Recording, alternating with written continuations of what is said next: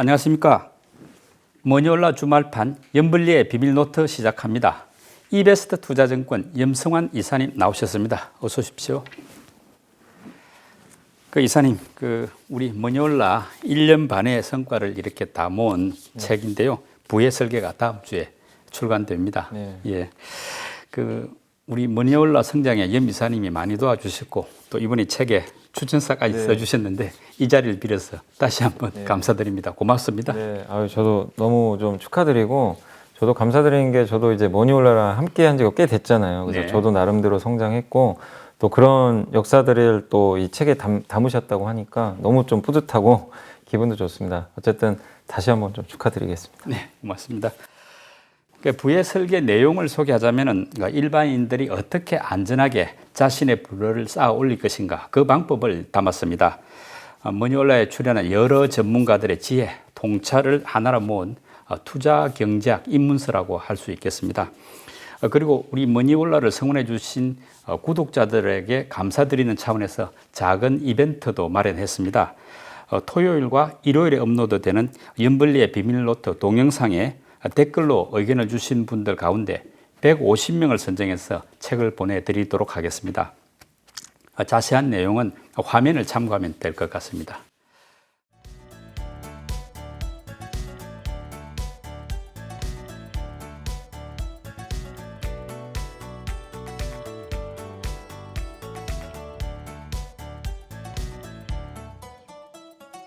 네, 지금부터 본론 들어가겠습니다. 네. 이번 주 증시 시장은 나쁘지는 않았는데요. 그래도 투자자들 눈높이에는 여전히 아직 못 미치는 것 같습니다. 먼저 어떤 이슈들이 있었는지부터 정리하고 시작하시죠. 네, 그래도 이제 좀 최악은 지나가는구나 하는 이제 그런 좀 안도감은 있는 것 같아요. 개별 기업들의 변동성이 있었지만 코스피는 꾸준히 지금 올라가는 그런 흐름이고, 특히 이번 주에 좀 위기가 있었어요. 그러니까 이번 주 증시가 되게 초반이 중요했던 게, 지난 주말에도 갑자기 헝다가 이 부도, 부도 처리된다는 그런 뉴스가 나왔고, 우리 돈 못 갚는다는 공시가 나왔잖아요.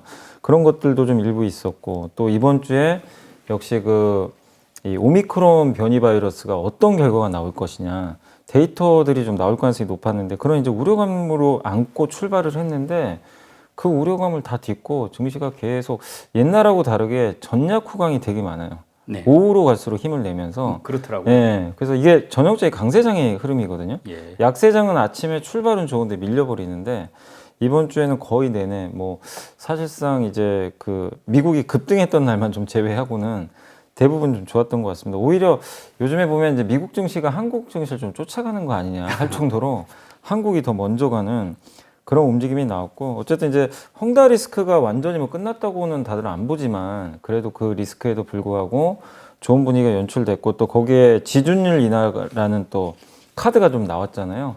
그게 또 코스피 상승에 일조를 했고, 그리고 이번 주에도 사실 블라드 세인트루이스 연인 총재가 테이퍼링 빨리 해야 된다, 이런 얘기를 했어요, 주 초반에. 그런데도 불구하고 증시는 그런 긴축 이슈도 어쨌든 무시를 한 거죠. 무시하고 올랐고, 또 거기다가 주 후반에는 이제 파우치 소장이 그런 얘기를 했었죠. 이제 고무적이다, 인커러징이라 그래가지고 오미크론 데이터를 딱 보고, 이거는 전염성은 강하지만 좀 감기처럼 될 수도 있겠다. 그러니까 치명률이 낮다는. 네, 굉장히 낮다는 거죠. 예, 그러니까 델타 변이를 대체할 수 있다는 거죠. 대신에 이제 감염 속도는 빠르다 하더라도 위험성이 떨어지니까, 이제 그 데이터가 나오고 나서 미국의 항공주가 급등을 했고요.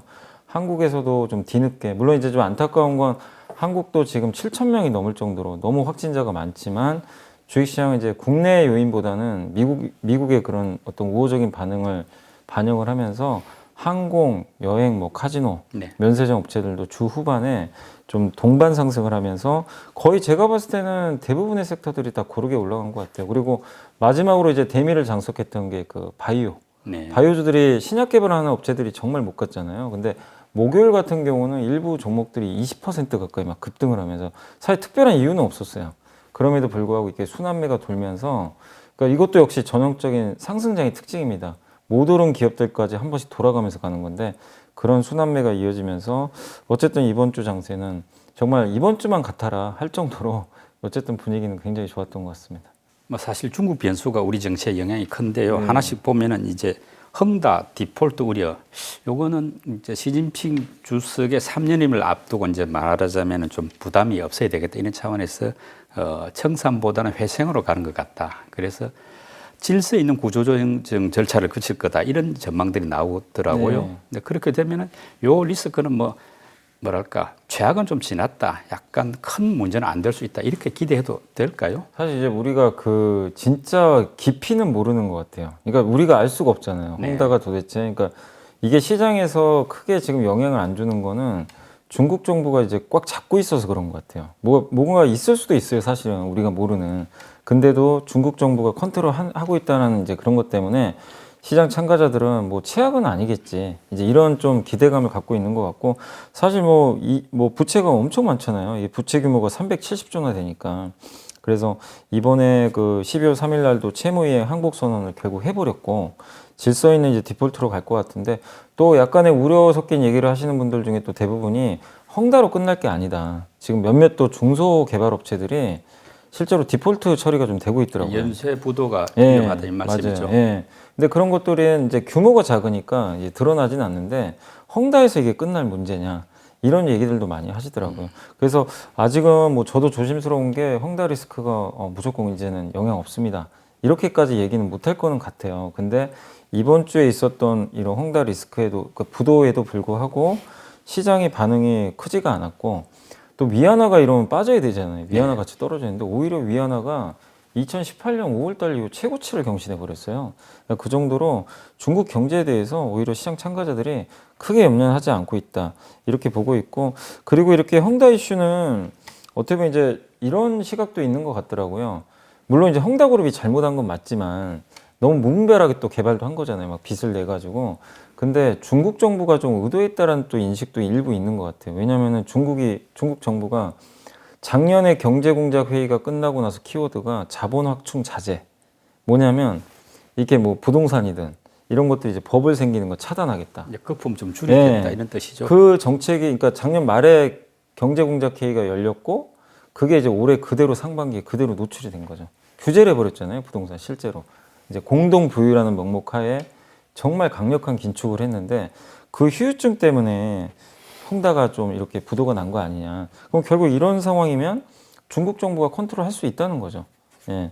그러니까 헝다의 잘못도 있겠지만 중국 정부의 이런 정책적인 이슈가 컸기 때문에 결국엔 중국 정부가 또 결자해지 할 수 있거든요. 이 헝다를 질서 있게 부도 처리하면서 아 이거 생각보다 부동산이 망가지면 위험하겠구나. 그럼 결국엔 어떻게 되냐면 중국 정부에서도 규제를 좀 완화할 수밖에 없거든요. 속도 조절한다는 말씀. 그래서 요즘에 진짜로 규제 좀 완화하고 있잖아요. 실제 대출도 조금씩 해주고 있고 지준율까지 인하해버렸잖아요. 사실 지준율도 되게 늦게 인하할 줄 알았는데 이거 증권가에서도 좀 놀라운 게 좀 빨리 했다라고 인지를 하는 것 같아요. 생각보다. 그러니까 이런 것들이 나오다 보니까 시장에서는 아, 헝다 문제 비록 뭐 좀 더 봐야 되겠지만 당장의 증시에 큰 영향을 주지 않고 적어도 중국이 좀 쥐락펴락하면서 시장에 충격을 안 주는 선에서 잘 좀 컨트롤하지 않을까 이렇게 좀 생각을 하고 있는 게 아닌가라고 좀 분석을 하고 있습니다. 중국의 지준율 0.5%포인트 인하는 뭐 호재가 맞는데 이미 좀 반영됐는가 싶은 생각도 들고요. 좀 중장기적인 영향 효과는 어떨까요? 그러니까 이렇게도 보시더라고요. 중국이 얼마나 안 좋았으면 지준율까지 인하하냐 이런 얘기도 있었는데 근데 아마 이 머니올라 보신 분들 기억하실지 모르겠지만 저도 그렇지만 이제 그 지난달에도 그랬고 시장 한참 안 좋을 때 많은 분들이 했던 얘기가 뭐 혹시 비관적으로 보시는 분도 그런 얘기를 했어요. 중국의 정책이 필요하다. 돈을 풀어야 된다. 왜냐하면 계속 긴축이었잖아요. 그게 나와야 된다. 근데 올해는 힘들 것 같다. 이런 이제 의견들이 주였어요. 근데 어쨌든 지금 12월 초에 갑자기 누구도 사실 예상 못했어요. 근데 이제 물론 그 리커창 총리가 이제 물론 미리 언질은 줬지만 그랬죠. 그 주기 전까지는 사실 빨리 할 거라고 생각을 못했거든요. 통상 뭐 내년 베이징 올림픽 정도 그쯤으로 생각했었죠. 2월 정도로 많이 예상을 했죠. 근데 이제 12월 초에 해버리니까 시장에서는 이거를 어떤 분은 악재다 이런 분도 있고 아니다. 어쨌든 간에 돈 푸는 건 좋은 거 아니냐 이렇게 좀 받아들였는데 결국 시장은 좋게 받아들였어요. 이게 악재였으면 빠졌겠죠 당연히. 위안화 환율도 반대로 갔을 거고. 근데 위안화 환율은 떨어졌죠. 떨어졌다는 얘기는 위안화가 강세 보였다는 얘기고 결국 지준율 인하를 시장에서는 굉장히 우호적으로 봤고 우리나라에서도 경기 민감주가 그래서 좀 좋았는데 근데 이게 또 여기서 그치는 게 아니라 요즘 나오는 것들 좀 보면은 그 이제 경제공작회의가 이제 뭐 끝나고 나서 결국엔 또 어떤 식의 흐름이 좀 나올지 모르겠지만 중국이 좀 추가적으로 지준율 인하하지 않을까 네. 이런 얘기들이 또 나와요. 왜냐하면 이거 한 번으로는 안 된다. 네. 네, 대출 그러니까 조금씩은 풀어주고는 있는데 이 정도 금액 가지고는 뭐 헝다 리스크나 경기양을 막기엔 너무 역부족이다. 이런 얘기들도 좀 계속 나오고 있거든요. 그러면 추가 지준율 인하에 대한 시장의 또 기대감이 커져버려요. 네. 그러면은 증시는 또 그걸 믿고 당연히 좀 랠리가 나올 수밖에 없거든요. 네. 그래서 그게 좀 긍정적이고 그리고 항상 이게 진짜 이번에도 틀리지 않았던 것 같아요. 미국이 매가 되면 그러니까 뭐냐면 긴축을 하면 중국이 항상 지준율을 인하했었어요. 이게 진짜 전통적으로 항상 이어졌는데 이번에도 똑같잖아요. 테이퍼링 속도를 뭐 갑자기 높인다고 하니까 테이퍼링 이제 시작을 하잖아요. 그 타이밍에 공교롭게도 중국이 지준율 인하를 해버렸습니다. 과거에도 여러 번 있었어요. 그런 그 흐름들이. 그때마다 중국의 증시, 한국 증시가 같이 갔었거든요. 그래서 이번에도 그런 걸 예측하시는 분들이 몇 분 계셨어요. 미국이 항상 이럴 때 중국이 지준율 인하했으니까. 근데 정확하게 맞았던 거죠. 그래서 중국의 지준율 인하는 일단 호재고 중장기적으로 당연히 큰 뭐 긍정적인 영향. 그리고 왜 이게 긍정적이냐면 올해 거의 가을까지 중국의 스탠스가 너무 규제였어요. 이것 때문에 우리나라도 피해를 좀 봤잖아요. 근데 이 규제 자체가 풀렸다는 것 면에서도 굉장히 주식시장의 어떤 운신의 폭을 넓힐 수 있다는 측면에서 저는 좀 긍정적이다라고 보고 있습니다. 중국의 경기 부양책이 이렇게 본격적으로 좀 내년에 나온다고 할 때 우리 국내 산업 중에서는 어느 쪽이 좀 혜택을 볼까요? 이건 뭐 거의 공식인데 항상 지준율 인하하면 무조건 제일 1순위로 간 건요. 석유화학 기업들이에요. 예. 항상 그랬고 그래서 이번 주에 지준율 인하 루머가 한번 퍼졌잖아요. 리커창 총리가 언급하면서 그때 가장 많이 갔던 기업이 롯데케미칼이나 금호석유 예. 그날 급등을 했었거든요. 그래서 항상 석유화학이 공식이고 그거 말고도 시크리컬이라고 그러죠. 우리 경기 민감주. 그게 이제 철강, 뭐 조선주 이런 sek터들도 뭐 아니면 해운주라든가 이런 섹터들이 항상 이제 부상을 하는데 어쨌든 시크리컬이 가장 큰 수혜고 또 이번에 그리고 또 한편에서 이런 얘기도 하시더라고요. 그 소비재 기업도 수혜 아니냐. 왜냐하면 중국이 지준율 인하하는 목적이 뭐 옛날처럼 뭐 어디다 땅 파서 건물 짓고 이게 아니라 그 부양을 하려는 거잖아요. 부양인데 소비 부양이다. 네. 그래서 일부러 지금 위안화도 막 올리고 있다. 위안화가 올라가면 구매력이 올라가잖아요. 그래서 물가가 안정화되니까 그래서 요즘에 이번 주에도 사실 위안화 많이 올라갔거든요. 그걸 봤을 때 중국 정책 목표 중에 하나가 소비 부양 같다. 그러면 중국의 소비주들한테 우호적이다. 그래서 실제로 화장품 회사들 주가도 좀 올라갔었어요. 화장품, 중국에 이제 소비 납품을 하는 그런 기업들 있잖아요. 이런 기업들도 당연히 좀 수혜를 받을 수 있다. 옛날 같으면 면세점이 많이 올랐을 텐데 지금 면세점은 올 수가 없잖아요. 중국 사람들이. 그래서 중국하고는 좀 무관한 이슈고 실제로는 화장품 아니면 뭐 이런 음식료 회사들 있잖아요. 네. 중국 소비와 관련된 그런 회사들이 시크리컬과 같이 수혜를 받을 것 같다. 이런 좀 시각이 있는 것 같습니다. 그리고 이번 주에 삼성전자가 가전과 모바일을 이제 하나로 통합했지 않습니까? 네. 그렇게 함으로써 이제 결국 삼성전자는 반도체 부문하고 가전 모바일 부문으로 두 가지로 좀 단순하게 바뀌었는데 시장에서는 이런 변화를 어떻게 평가하고 있습니까? 일단 긍정적으로 보더라고요. 그래서 DS랑 이제 어떻게 보면 이제 가전 사업, 그러니까 하나로 이제 세트 사업부라고 하더라고요. 이걸 나눴는데, 근데 여러분도 이제 느끼시겠지만 경계가 명확해요. 한쪽은 B2B, 네. 기업들한테 납품하는 비즈니스고, 한쪽은 여러분들한테 직접 물건을 파는 거죠. 가전이나 스마트폰. 이쪽을 이제 묶어버린 것 같아요. 그러면 투자자들이 딱 봤을 때 이게 딱 가름마가 확실히 정해져 있어요. 그래서 딱 이제 사업 구조로 봤을 때 보기가 굉장히 직관적이라서 보기 좋고, 그리고 이번에 뭐 디스플레이 반도체도 있지만 약간 이제 가전과 스마트폰을 합친 건 약간 애플 모델로 가려는 게 아니냐 이런 시각도 있는 것 같아요. 왜냐하면 요즘에 이제 사물 인터넷이 많이 활성화됐잖아요. 그러니까 이거를 이재용 부회장이 이제 인지를 하고 통합시켜버린 것 같아요. 이건 되게 바람직한 방향 같고 결국 모바일과 가전을 하나로 사물 인터넷 통해서 계속 협력을 하겠다. 이런 구도고 또 여기에 소프트웨어까지 결합이 되면 이걸 컨트롤하는 게 소프트웨어잖아요. 근데 삼성이 그게 부족했잖아요. 사실 애플보다. 이런 방향으로 가려는 게 아닌가. 그래서 소비자의 만족도를 높일 수 있는 방향으로 사업이 좀 재편된 것 같아서 시장은 일단 그걸 기대를 하고 있어요. 뭐 성공할지 모르지만. 그리고 한 가지 더 있는 게 이번에 그 경계현 사장님이 새로 이제 이 반도체 사업부를 맡았는데 이분이 삼성전기 사장님이셨거든요. 반도체 설계 면에서는 최고 권위자라고 하더라고요. 이분은 왜 여기 앉혔을까? 결국 삼성이 파운드리에서 기술로 승부를 보겠다는 전략 아니냐. 왜냐하면 TSMC랑 경쟁을 하니까 기술 승부를 좀 봐야 된다. 그래서 삼성전기 사장을 이쪽에 반도체 대가죠. 앉혀서 D램은 계속 돈을 계속 잘 벌고 버는 돈으로 이 막대한 버는 돈을 파운드리 쪽에 좀 집중하겠다는 의도가 아닌가. 이렇게 시장이 판단을 하고 있습니다. 그래서 결과론적으로는 뭐 내년에 또 봐야 되겠지만 지금 시장에서는 이번 인사에 대해서는 일단 뭐 긍정적인 반응이 많이 나오고 있는 것 같습니다. 그리고 원달러 환율이 이제 1170원대로 좀 안정이 됐지 않습니까?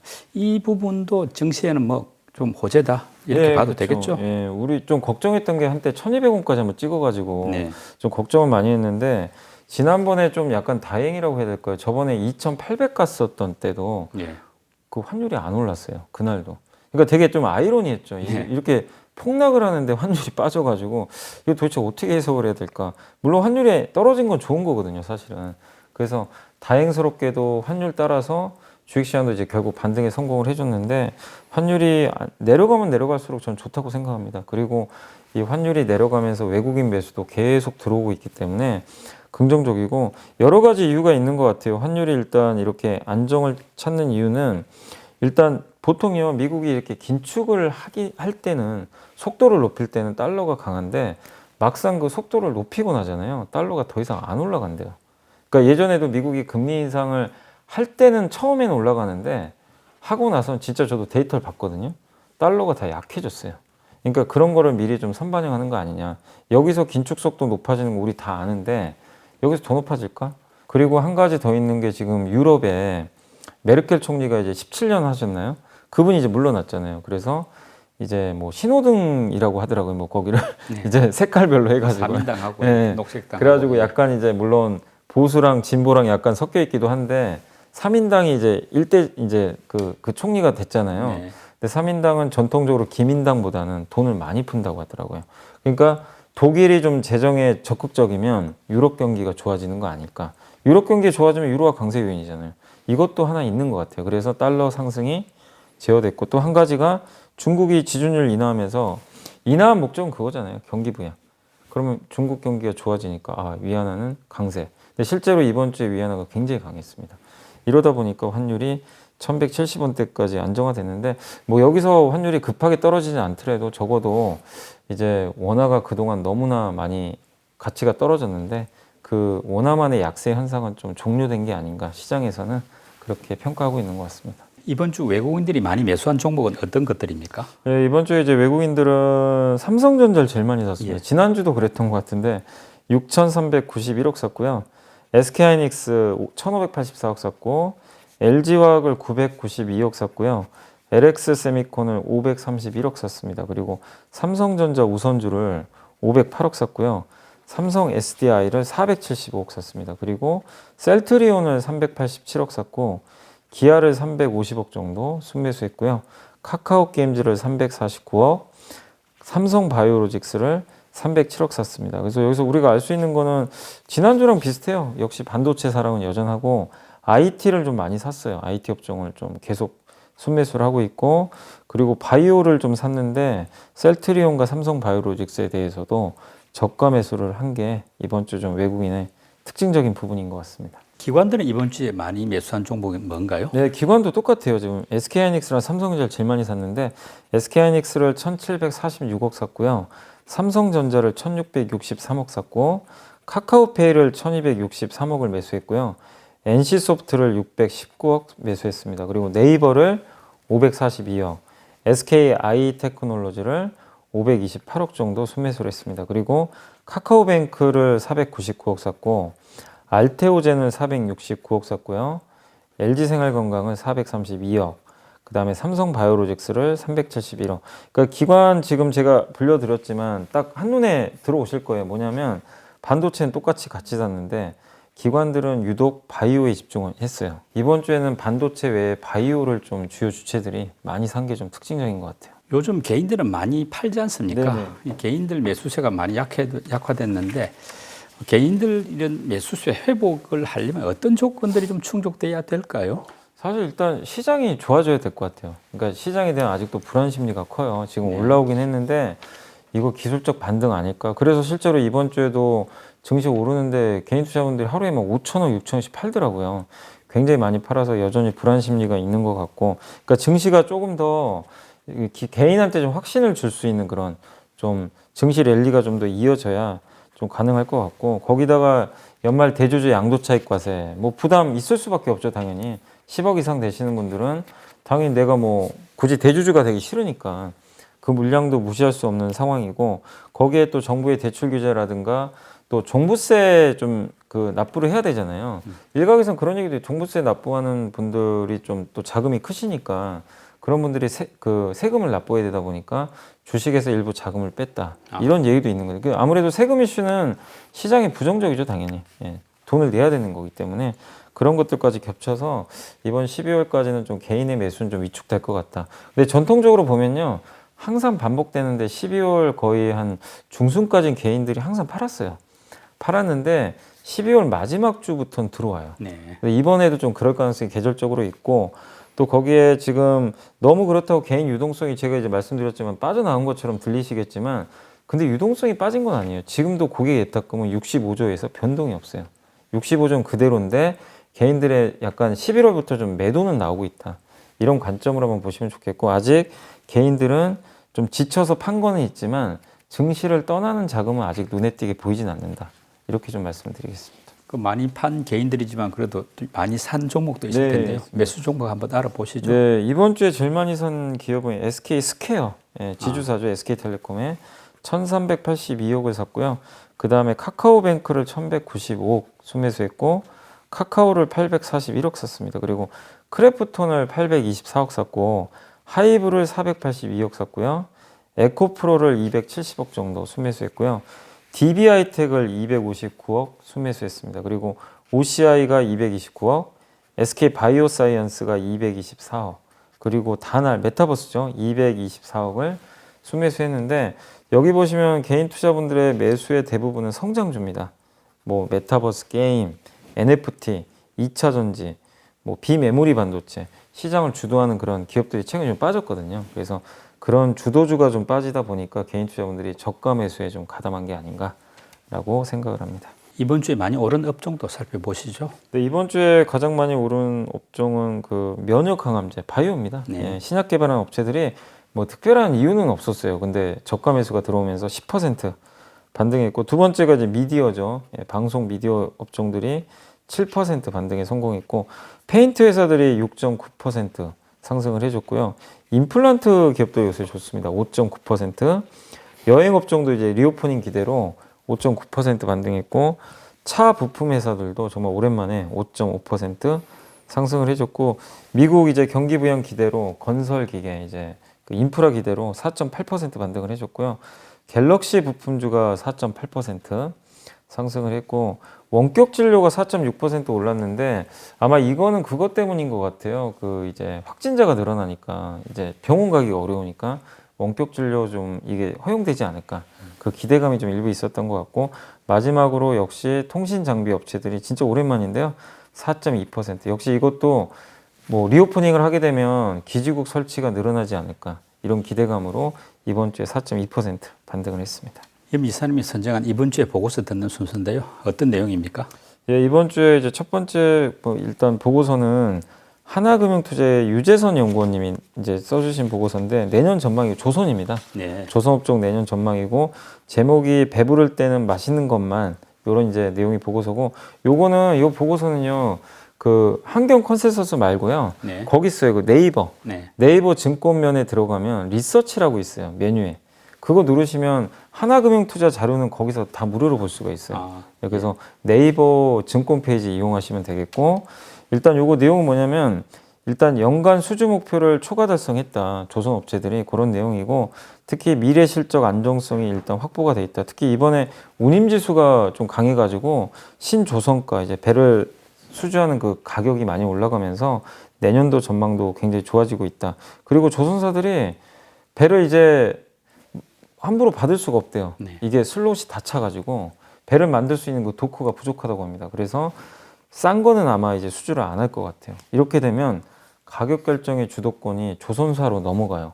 그러니까 갑이 해운사고 을이잖아요, 조선사가. 이게 납품을 해야 되니까. 바뀔 수 있다는 거예요. 예. 갑이 더 이제 급한 거죠. 예를 들면 삼성전자가 지금 ASML한테도 좀 쩔쩔매잖아요. 예. EUV 장비 받아야 되니까.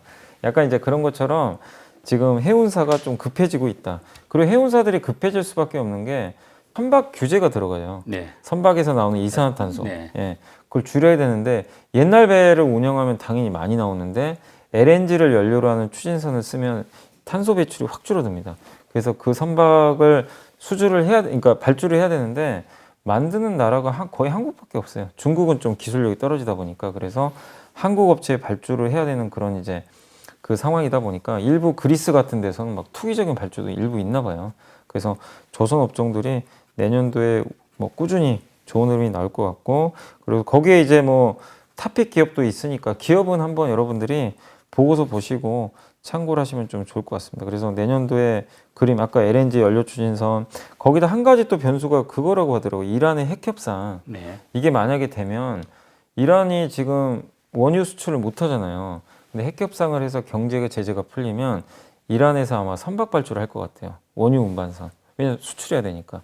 그래서 그 모멘텀도 일부 나올 수 있으니까 내년에 이란 핵 협상도 한번 여러분들이 잘 관찰해 보시는 것도 좋을 것 같습니다. 네, 지금부터는 12월 셋째 주 증시 살펴보겠습니다. 역시 주요 일정들부터 한번 챙겨보시죠. 네, 이번 주는 이제 월요일 날 12월 13일 날